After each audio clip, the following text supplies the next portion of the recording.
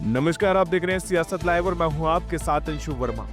बिहार से इस वक्त की बड़ी खबर सामने आई है। दरअसल राजस्व एवं भूमि सुधार विभाग में हड़ताल कर रहे 7,000 से ज्यादा संविदा कर्मियों की सेवा सरकार ने एक झटके में समाप्त कर दी है। वजह क्या रही, असर क्या पड़ेगा और कर्मचारियों की क्या मांगे थी, पूरी कहानी आपको दिखाते हैं। दरअसल सरकार का कहना है कि बार बार चेतावनी देने के बावजूद काम पर वापसी नहीं हुई, जबकि कर्मचारी दावा कर रही हैं कि बरसों की सेवा के बाद भी स्थायी दर्ज में और बीमा लाभ से वंचित रखा गया।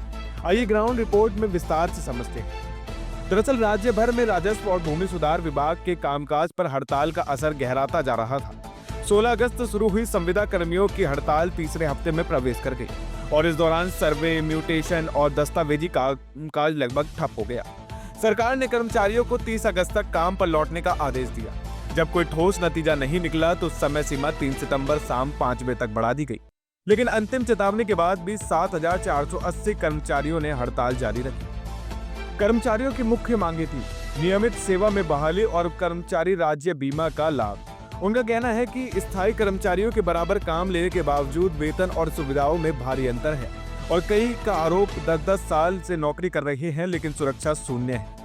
वहीं विभाग के अधिकारियों के मुताबिक लगातार अपील और समय सीमा देने के बावजूद हड़ताल से राजस्व कार्य बाधित हुआ। जनता के जरूरी काम जैसे म्यूटेशन, दाखिल खारिज और भू अधिकार पत्र रोक दिए गए। सरकार ने कड़ा कदम उठाते हुए सेवाएं समाप्त कर दी।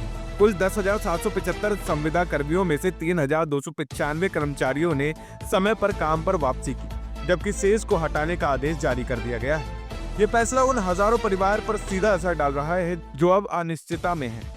इस कदम से विभाग का तर्क है कि कामकाज की रफ्तार वापस पटरी पर आएगी, लेकिन सवाल यह भी उठ रहा है कि क्या इतने बड़े पैमाने पर कर्मचारियों को हटाना भविष्य में नए विवाद को जन्म देना है। नौकरी गंवाने वाले लोग कानूनी लड़ाई का संकेत दे रहे हैं। बिहार सरकार का यह कड़ा फैसला प्रशासनिक सख्ती का संदेश देता है, मगर संविदा कर्मियों के भविष्य पर सवाल छोड़ता है। क्या आगे कोई समाधान निकल पाएगा या टकराव और गहराएगा, यह वक्त ही बताएगा।